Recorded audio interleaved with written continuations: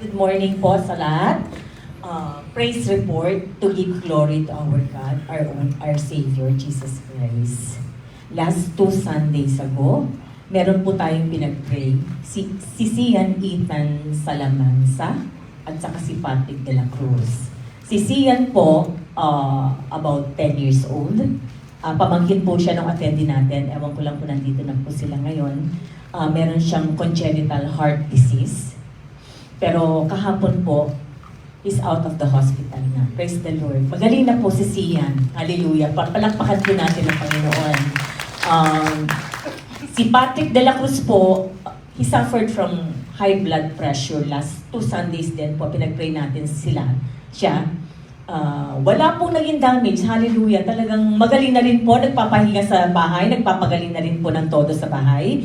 Salamat po, Panginoon. Sabi nga ng Lord, Matthew 18:19-20, for where 2 or 3 gathered together in your name, Lord, I am there in your midst. Hindi lang 2, 3 tayo. Isang buong kongregasyon po ang nanalangin para sa kanila. Kaya salamat po, Panginoon. Alam niyo po, kulang ang pasasalamat, salitang pasasalamat para ibalik natin ang kapurihan sa Panginoon. Yun lang pong makapagdala tayo, makapagsama tayo ng kaluluwa, maipanalangin natin sila, madala natin sila sa kaligtasan ng Panginoon. Isang malaking pagpapala po. Alam nyo, sa bahay may gumagawa po, may carpenter, pero iniwan po namin yun dahil meron pong mga newcomers kaming na isasama, hindi po pwedeng ipagpaliban ang pagdalo sa gawain ng Panginoon. Yun lamang po. Salamat po. Hallelujah. Hallelujah. Hallelujah. Hallelujah.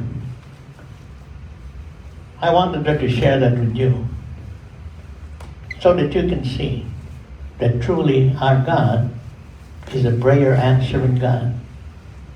That He is serious when He said through the prophet Jeremiah, in Jeremiah 33 verse 3, "Call unto me, and I will answer you, and I will do great and mighty things that you know not of."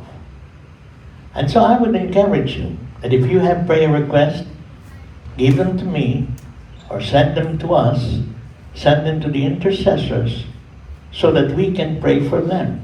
Because that's what we are here for. Because we are confident that as we pray for them, God will answer our prayers. Just like the testimony of Pastor Nelly Derio,